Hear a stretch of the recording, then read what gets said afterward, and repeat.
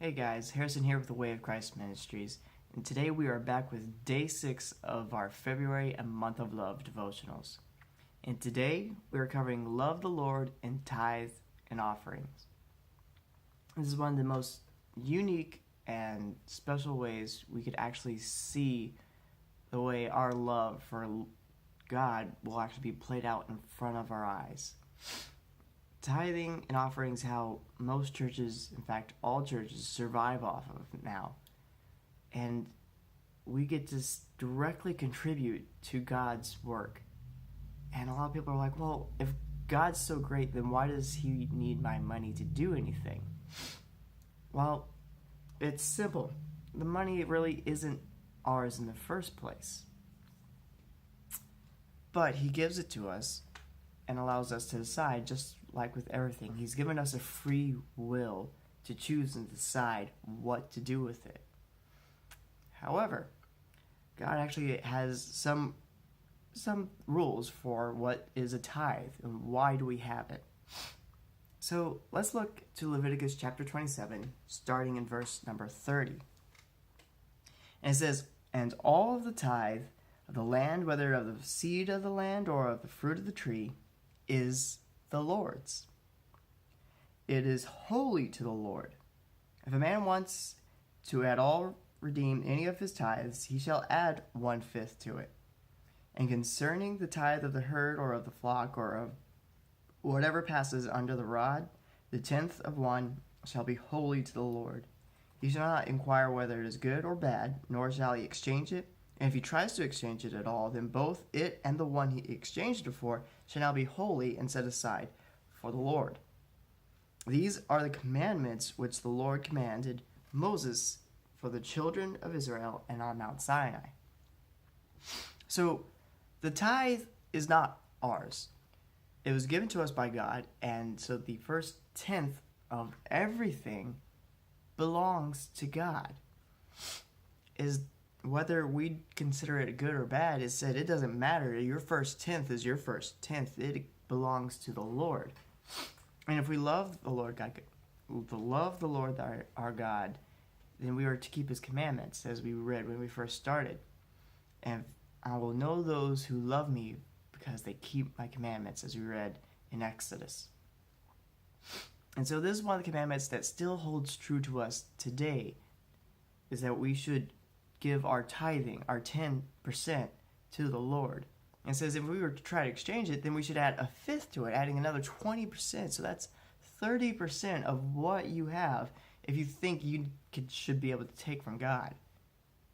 So the tithing is important because it is what keeps churches alive. That's how we could see God's work in action by remaining faithful and true. Now, if you want to really bless God for what he's done for you, then we have what's called offering. Tithe and offering are not the same. Certainly they can be done at once, but the tithing is of your first 10%, and then the offering is what you want to give God, show him that you're grateful for what he's done for you, that you love him for all that he's done. So the first recorded offering is of Cain and Abel. Cain was the farmer who tended the lands for his father and his mother, while Abel was the shepherd who tended to the animals and all that. And they both brought forth an offering. And of course, Cain brought just some of the fruits of the field, while Abel brought the first of his flock. And God uses this to set his standard of, okay, you know what, this is what I want from an offering. He gave me his first, well, referring to Abel, and Cain only gave me some of what he had. And the way you give your offering is just as important as what you actually gave.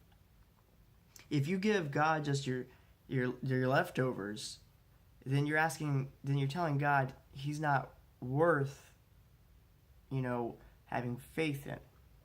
If I were to tell you, if you came up to me and asked me for $100, and I knew you needed a lot more, say you needed like 150, but I was like, tell you what, even though I have a lot more money, I'm only gonna give you about $50, because you're going to be okay with just the $50. It's okay. You'll make it. I know you need a lot more, but you'll make it. And you know I have that money, but you're just like, that's what you're doing to God when you bring up only part of what you have. Now, let's look actually to Noah's offering. What I really love in this little story of what Noah does. So, in Genesis chapter 8, the flood has come and wiped out the earth and covered the earth in water for 40 days. 40 days. The earth was flooded, except for Noah, his family, and 2 of all animals that God established to be on the ark, to be there. Now keep in mind, animals reproduce in short amount of time, not quite like humans. They don't take 9 months. So most of these animals have reproduced.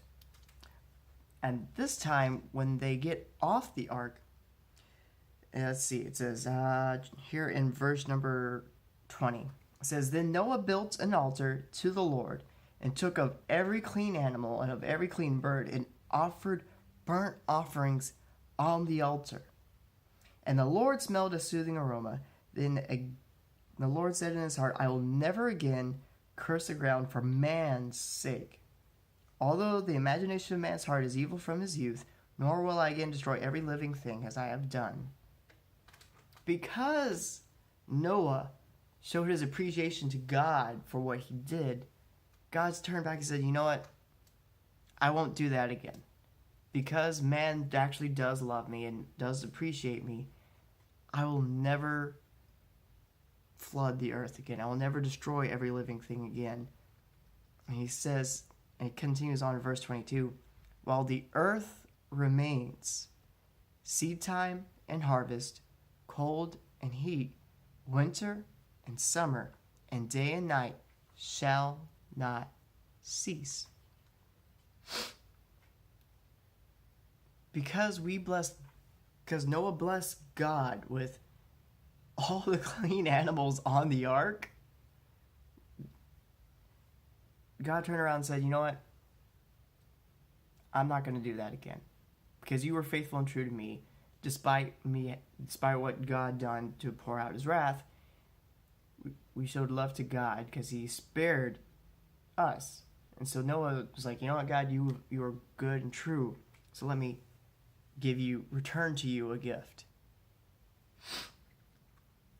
Now, even more so, we see what true offering looks like if we turn to Luke 21.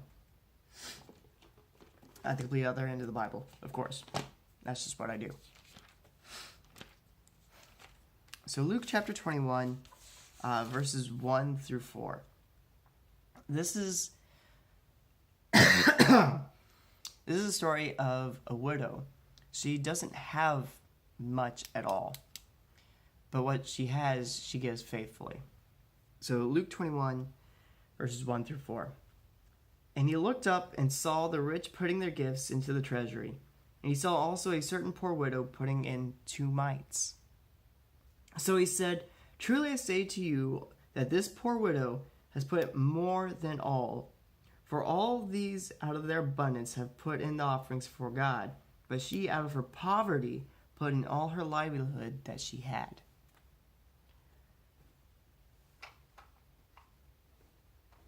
She gave all that she had to God, while others gave of their abundance. And Christ himself said, she has given more because she gave all. And he said he will use the weak to lead the strong. He'll use the fool to make wise out of man. He uses the least of us when we give it all to him. He used Gideon when he wasn't a warrior to lead an army. He used all of us. He can use us all if we're truly faithful in what we give to him in offerings. Because your offering isn't just your money. It's your time. It's your abilities. He said that she gave all of her livelihood. So she was faithful in more than just her money, her finances. She was faithful in the way that she lived. While the other men gave of their abundance, she gave of her all, her livelihood. And that, if you want to see the church come alive, that's how you do it. If you want to love the Lord with all your heart, mind, and soul, then you need to give the Lord all your heart, mind, and soul as offering. This is where we could relate it back to what sacrifice is. Because in Romans 12:1, it says, it is an acceptable and reasonable service to present yourselves as a living sacrifice. To give that offering of God, because you are so good, I love you so much, take this. Take my money, take my life, and let it be yours. Because we're no longer having to atone for something, because Christ covered the sacrifice. Now let us give our bodies and our lives as an offering because we love you. That is the power of offering. When you give it all, He can change the world. I want to encourage you today, as we continue through this February month of love, that we have two challenges. And these things are also a way of offering. I would beseech you, to ask you, plead with you, that through this month you would continue to just listen to nothing but godly music and keep your minds clear. Because that's how you're going to honor Him and love Him with your heart and your mind and your soul. If you keep your heart, mind, and soul clean, then it's a clean and presentable offering to God. And then we have 3 acts of kindness each day. And might I encourage you today to try something new? Because your offering should come from your first fruits. I would encourage you that you would actually get up in the morning and spend 10 minutes when you wake up. Get into the Word. Read. It doesn't have to be inside this devotional, but I would encourage you as an extra offering to God that you would give Him the first fruits of your day, your first thoughts. Pray to God and love Him.